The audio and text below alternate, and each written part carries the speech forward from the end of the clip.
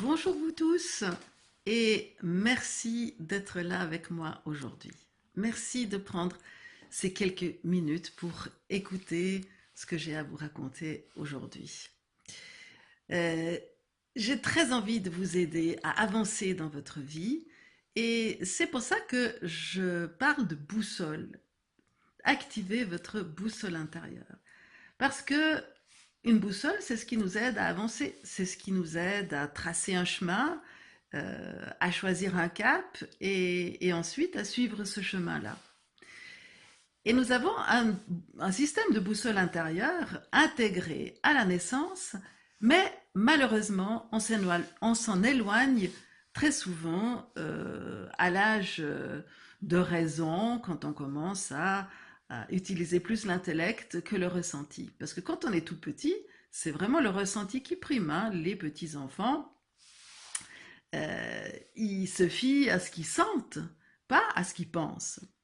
Alors que nous, on finit avec le temps par nous fier plus du tout à ce qu'on sent, mais seulement à ce qu'on pense. Et là, il y a comme une coupure, hein, une scission entre ce que je sens et ce que je pense. Or, pour que la boussole intérieure puisse bien fonctionner, pour que vous puissiez faire des bons choix, savoir où vous voulez aller, ce qui est vraiment bon pour vous, avec votre mental, vos tripes, vos émotions et tout, eh bien, il faut que les parties puissent communiquer. Et quand la boussole est encrassée, quand elle est parasitée par des champs autres, eh bien, elle fonctionne plus et puis elle peut plus vous permettre, vous pouvez plus vous y fier. Alors boussole, pourquoi? Parce que quand on navigue, ben, c'est très important d'avoir une boussole qui fonctionne bien. Bon, aujourd'hui, vous me direz, on a des systèmes super perfectionnés avec des GPS, c'est impossible de se perdre. Mais la boussole, à l'époque où moi j'étais enfant et où on faisait pas mal de navigation avec ma famille, je me rappelle très bien d'avoir été en pleine mer, dans un brouillard terrible, on ne voyait rien du tout, et la boussole commence à tourner comme ça. Et là, je vous dis que c'est plutôt stressant, parce que vous n'avez que la boussole pour vous repérer et savoir où vous devez aller. Alors, elle tourne pourquoi? Eh bien, parce qu'il y a peut-être des mines enterrées euh, sous la mer, et que ces champs magnétiques-là dévient, enfin, empêchent la boussole de fonctionner comme il faut. Alors, il y a des choses qui empêchent aussi votre boussole de fonctionner comme il faut. C'est toutes les peurs, c'est toutes les croyances, c'est toutes les choses, tous les conditionnements auxquels vous avez été soumis, auxquels on est tous soumis par le poids de notre éducation, nos rencontres, etc. Et qui, plus tard, nous empêchent de vraiment savoir qui on est et puis ce qu'on veut et de s'y tenir. Euh, Par exemple, prenons la question des enfants.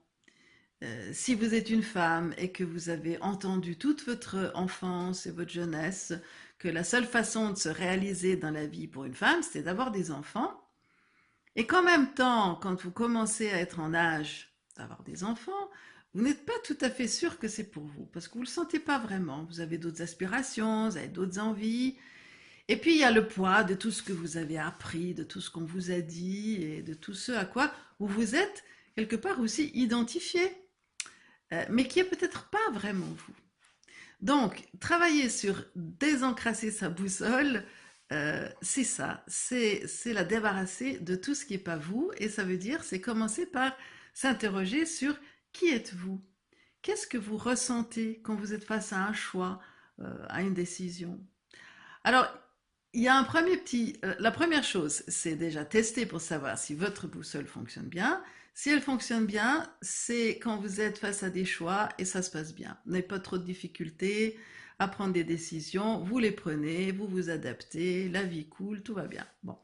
Si ça, c'est pas le cas, mais que les choix vous perturbent, vous donnent des insomnies, des cauchemars, vous empilez du stress, vous reportez au lendemain, vous vous dites, oulala, demain, peut-être que ça ira mieux, je vais peut-être savoir. Non, il y a de forts risques pour que demain ça aille pas mieux, ça va être le même problème.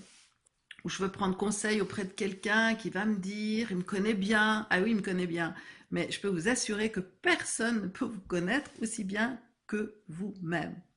À condition de faire ce travail, de désencrasser votre boussole et d'apprendre qui vous êtes vraiment. Donc, prenons l'exemple des enfants. Alors, ce que vous pouvez faire, Si vous pensez, par exemple, vous êtes en couple avec quelqu'un et votre conjoint commence à dire que il ou elle aimerait bien des enfants. Et là, vous commencez à vous dire que vous n'êtes pas tout à fait sûr que ça c'est pour vous. Vous n'êtes pas sûr que c'est pour vous, vous n'êtes peut-être même pas sûr que, même si c'est pour vous, que ça serait avec lui ou avec elle. Donc, il y a un premier exercice que vous pouvez faire pour prendre conscience déjà de ce qui se passe à l'intérieur de vous. C'est la chose suivante. Et ça, c'est mon conseil d'aujourd'hui. Commencez déjà par là. Fermez les yeux, pensez à votre problème. Quand je pense que mon conjoint aimerait des enfants, je me sens, et puis portez votre attention sur ce qui se passe dans votre corps. Quel est le premier ressenti? Vous pouvez garder les yeux fermés. Je les ouvre pour vous regarder, mais gardez les yeux fermés parce que ça permet d'avoir euh, un meilleur contact avec son intériorité. Donc, sentez ce qui se passe dans votre corps. Quelle partie réagit? Est-ce que vous avez tout d'un coup une boule dans la gorge ou est-ce que vous avez le ventre qui serre? Est-ce que vous commencez, est-ce que vous serrez les mâchoires? Est-ce que vous avez le dos, la nuque, les épaules qui se crispent? Etc. Il y a une quantité de sensations qu'on peut avoir. Repérez-les et puis, quand vous avez repéré cette sensation, interrogez-vous quelle émotion il y a dans cette sensation. Est-ce que c'est de l'irritation? Est-ce que c'est de la colère? Est-ce que c'est de la tristesse? Est-ce que c'est un sentiment d'impuissance? Est-ce que c'est de la peur? Alors, admettons que vous trouvez que c'est de la peur. Quand je pense que mon conjoint veut des enfants, je le sens ici, j'ai une oppression et j'ai peur. Et j'ai peur parce que... Et puis finissez cette phrase. Et prenez la première chose qui vient. Ça va déjà vous mettre sur la voie. Et ensuite, si c'est, j'ai peur parce que j'ai l'impression que je ne ferai pas un bon parent. Quand je pense que je ne ferai pas un bon parent, je me sens, et de nouveau, repérer ce qui se passe à l'intérieur de vous, dans votre ressenti physique, et restez avec ça, et laissez ça vous livrer des messages, des souvenirs, des images, toutes sortes de choses qui vont monter à la surface. Notez-les simplement, sans juger, sans critiquer, sans essayer de comprendre et d'analyser. Ça, c'est le plus difficile pour nous. Et puis, regardez ce qui se passe. Ça, c'est une première démarche pour prendre conscience de ce qui se passe à l'intérieur de vous quand vous êtes face à un choix. Et c'est une autre partie de vous qui va dire, c'est pas seulement l'intellect qui va commencer à mouliner là-haut, mais c'est une autre partie qui va vous mettre sur d'autres voies, qui va vous livrer d'autres messages. Vous allez peut-être tout d'un coup entendre des phrases que vous entendiez toute votre enfance, ou vous allez avoir d'autres souvenirs. Commencez déjà par là, et puis on se parlera bientôt de nouveau. Allez, au revoir.